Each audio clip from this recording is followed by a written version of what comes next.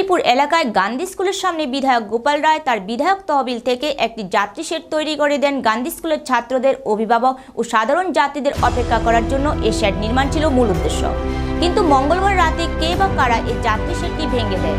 স্কুলের কর্তৃপক্ষ সকালে দুষ্কৃতকারীদের এই কার্যকলাপ দেখে পুলিশকে খবর দেয়, অথচ যাত্রী শেড থেকে মাত্র 50 মিটার দূরত্বে টিএসআর ক্যাম্প অবস্থিত এবং অনেকজন ডিউটিতে থাকলেও তাদের নাকের ডগার সামনে যাত্রী শেড ভেঙে ফেলা হয়েছে এবং এ নিয়ে তাদের কোনো হেলদোল ছিল বলে এখনও জানা যায়নি।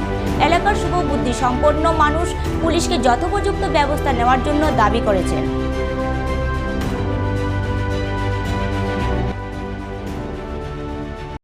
আমরা তো সকালে দেখলাম এটা ভাঙা, আমরা তো আর কইতে পারি না কিছু।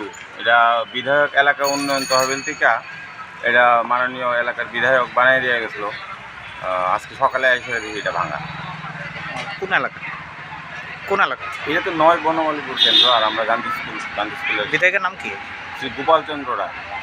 কি হয়েছিল, মানে বাংসে কেন মনে হয় আপনার? তা তো ঠিক করতে পারতাম না, আমরা তো স্কুলের টাইমে স্কুলে আইসি 10:30টার সময় এসে এটা ভাঙা দেখছি।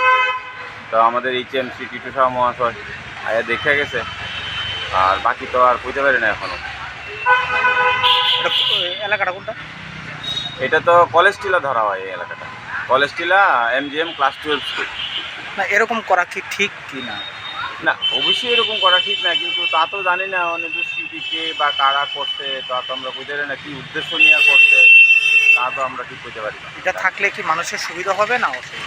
এটা তো আমাদের সঙ্গে কথা কই MLA করছিল যে এখানে যারা যারা আসে গার্জিয়ান সহ বা এখানে যারা অটোতে উঠে তারা একটু বিশ্রাম করবে, এখানে বসবে।